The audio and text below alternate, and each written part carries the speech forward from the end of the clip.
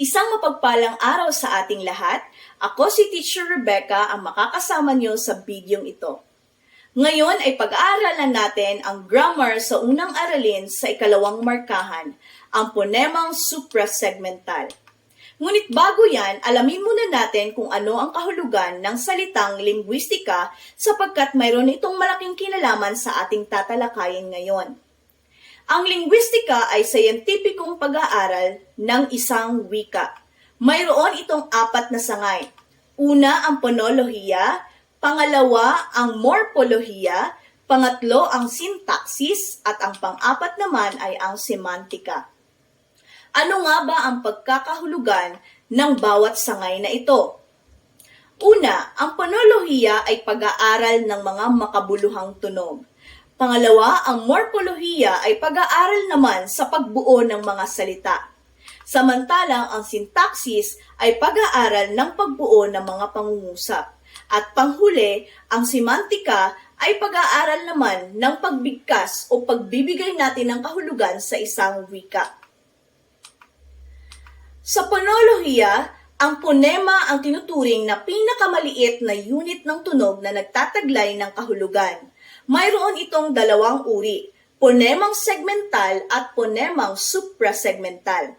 Ang ponemang segmental ay binubuo ng mga tunog at simbolo at ang mga bantas. Halimbawa na lamang ang tunog na B ay kinakatawan ng simbolong B. At ito ay nagtataglay ng kahulugan sapagkat sa salitang bata, kapag ang letter B ay pinalitan natin ng letter L, ay nag-iiba ang kahulugan nito. Bata naging lata. So nagbibigay ito ng kakaibang kahulugan kapag pinalitan natin ang kahit isang simbolo lamang. Sa makatuwid, totoo na ang bawat tunog at ang bawat simbolo sa isang salita ay mahalaga at nagtataglay ng kahulugan. Pangalawang anyo naman ng ponema ay ang tinatawag nating ponemang suprasegmental. Ang ponemang suprasegmental naman ay yaong mga makapagbabago ng kahulugan ng isang salita kahit pa parehong-pareho ang nakalimbag na simbolo. Tingnan natin ang halimbawa sa ibaba. Ang saya at ang saya. Kung tinasabi nating saya, ito ay kasuotan ng isang babae. Pag sinasabi naman nating saya, yun ay pagiging happy. Kung papansinin natin, parehong-pareho ang kanilang spelling, walang pagbabago, ngunit sa paraan ng pagbigkas, nag-iiba ang kanilang kahulugan. Yun naman ang kahalagahan ng ating ponemang suprasegmental. Ang ponemang suprasegmental ay mga makahulugang tunog. Malinaw na inaipapahayag ang damdamin, saloobin at kaisipang nais nating ipahayag. Sa ponemang suprasegmental naman, matutukoy ang kahulugan, layunin o intensyon ng nagsasalita. Isa sa mga anyo ng ponemang suprasegmental ay ang tinatawag nating diin. Ano nga ba ang diin? Ito ang lakas ng bigkas na iniuukol sa ating pantig upang masabi ng tama ang isang salita at maunawaan din ito ng tama. Maaaring magbabago ang kahulugan kapag nagbabago rin ang diin. Halimbawa sa mga salitang nakikita ninyo, ang salitang buhay ay parehong-pareho ang mga simbolong ginamit. Ganon din ang sasaya, kaibigan. Ngunit nag-iiba ang kanilang mga kahulugan depende sa diin ng ating pagkakabigkas. Halimbawa, buhay ay magkaiba sa buhay. Buhay means life, ang buhay ay hindi patay. Saya, meaning kasuotan ng babae, saya, meaning maligaya ka. Kaibigan, meaning friend, at kaibigan, meaning kasintahan. So sa pamamagitan ng pagbibigkas natin sa magkaibang diin, nag-iiba din ang kanilang kahulugan. Ganon kahalaga ang pagbigkas natin ng may tamang diin sa bawat salita. Pangalawa sa ponemang suprasegmental ay ang tinatawag nating intonasyon. Ano nga ba ito? Ito ang pagtaas at pagbaba ng tinig na maaaring makapagpasigla, makapagpahayag ng iba't ibang damdamin, makapagbibigay kahulugan at makapagpahina ng usapan upang higit na maging mabisa ang pakikipag-usap natin sa ating kapwa. Sa pagbibigay natin ng tamang intonasyon sa mga pahayag, gumagamit tayo ng bilang 1 para sa mababang tono, bilang 2 naman para sa kantamtaman, at bilang 3 naman para sa pinakamataas na tono. Tingnan ang halimbawa sa ibaba.